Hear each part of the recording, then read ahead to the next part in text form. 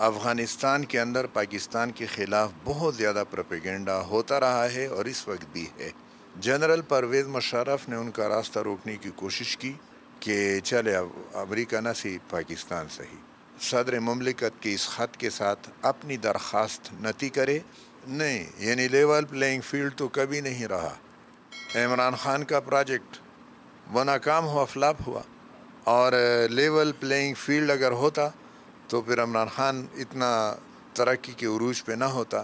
عمران خان کے مقابلے میں جن لوگوں کو میدان میں اتارا جا رہا ہے، شاید اب لیول ان کے ہاتھ میں جھک جائے۔ سپریم کورٹ، الیکشن کمیشن اور فوج یہ بالکل مکمل طور پہ غیر جانبدار رہیں۔ اس وقت ہمارے ساتھ موجود ہیں جماعت اسلامی خیبر پختونخوا کے صوبائی امیر پروفیسر ابراہیم صاحب۔ ان سے پوچھتے ہیں کہ پاک افغان جو تعلقات میں کشیدگی ہے اس کے بہتری کے لیے کیا اقدامات ہونے چاہیے؟ پاک افغان تعلقات پاکستان اور افغانستان کے لیے بھی بہت اہم ہیں، اور خیبر پختونخوا کے لیے اس سے بھی اہم تر ہیں، بلکہ اہم ترین ہیں۔ افغانستان کے اندر پاکستان کے خلاف بہت زیادہ پروپیگنڈا ہوتا رہا ہے اور اس وقت بھی ہے۔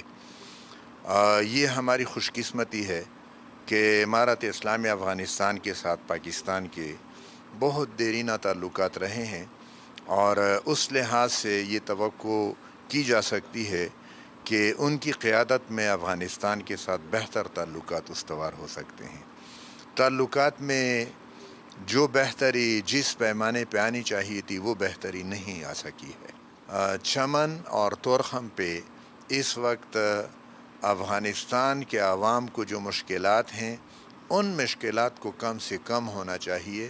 اس وقت دونوں ممالک میں ایک دوسرے کے حق میں بھی باتیں موجود ہیں، لیکن ایک دوسرے کے خلاف پروپیگنڈا بھی ہو رہا ہے، اور جس کا نقصان ہو رہا ہے اس نقصان کو کم سے کم کرنا چاہیے اور فائدوں کو بڑھانا چاہیے، اور اس میں بارڈر پہ سہولیات کی فراہمی میں جتنا کام ہوگا وہ ہمارے فائدے میں ہوگا۔ پروفیسر یہ بتائیں کہ جو کشیدگی کی جو مین وجہ ہے افغانستان کی طرف سے جو پاکستان پہ اٹیک ہو رہا ہے، مطلب ٹی ٹی پی کی شکل میں یا دوسرے جو عناصر ہیں پاکستان پہ حملہ کر رہے ہیں، دہشت گردی میں ملوث ہیں، پاکستان کی ڈیمانڈ افغانستان سے یہ ہے کہ ان کو کنٹرول کیا جائے، ان کے خلاف ایکشن لیا جائے، اس کے بارے میں آپ کیا کہیں گے؟ یعنی یہ مسئلہ ایک دن کا نہیں ہے، یہ مسئلہ افغانستان میں امریکہ کی دراندازی کے بعد سے شروع ہو چکا ہے، اور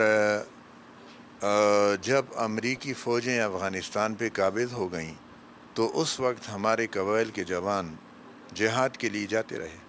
جنرل پرویز مشرف نے ان کا راستہ روکنے کی کوشش کی، اور پھر وہ لوگ جو افغانستان جا کے امریکہ کے ساتھ لڑنا چاہتے تھے، جب ان کا راستہ روکا گیا تو انہوں نے کہا کہ چلے امریکہ نہ سی پاکستان صحیح، اور یہ مسئلہ پھر بڑھتے بڑھتے اس نہج پہ پہنچ چکا ہے۔ اس وقت اس مسئلے کے حل کے لیے سر جوڑ کر بیٹھنے کی ضرورت ہے۔ اس میں اسلام آباد اور پشاور کے درمیان بھی دونوں ممالک کے مذاکرات ہونے چاہیے، کابل اور جلال آباد کے اندر بھی دونوں ممالک کے مذاکرات ہونے چاہیے، اور مشکلات کا حل نکالنے کے لیے دونوں اطراف سے سنجیدگی کے ساتھ کام کرنے کی ضرورت ہے۔ اس میں بلیم گیم سے، ایک دوسرے پہ الزامات لگانے سے مسئلہ پیچیدہ تر ہوگا اور مسئلہ حل نہیں ہوگا۔ ہماری اسٹریٹجک پوزیشن کے اعتبار سے پاکستان اور افغانستان کے دنیا کی بڑی طاقتیں ان کی دلچسپیاں ہوتی ہیں، اور ان کے مفادات پاکستان اور افغانستان کے مفادات کے بالکل برعکس ہوتے ہیں۔ وہ اپنے مفادات کی خاطر پھر ہمارے تعلقات کو بگاڑنے کی کوشش کرتے ہیں، ہمارے مفادات کو اپنے مفادات کی خاطر ختم کرنے کی کوشش کرتے ہیں۔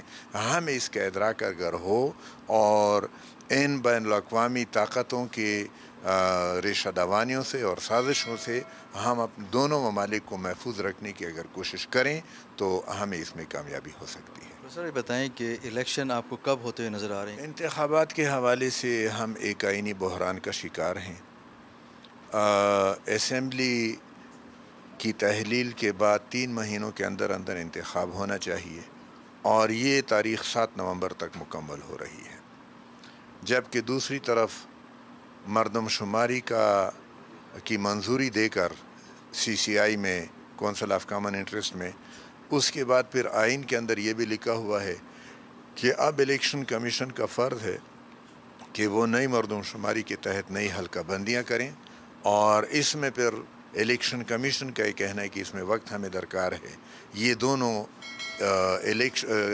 آئین کے متضاد تقاضے ہیں.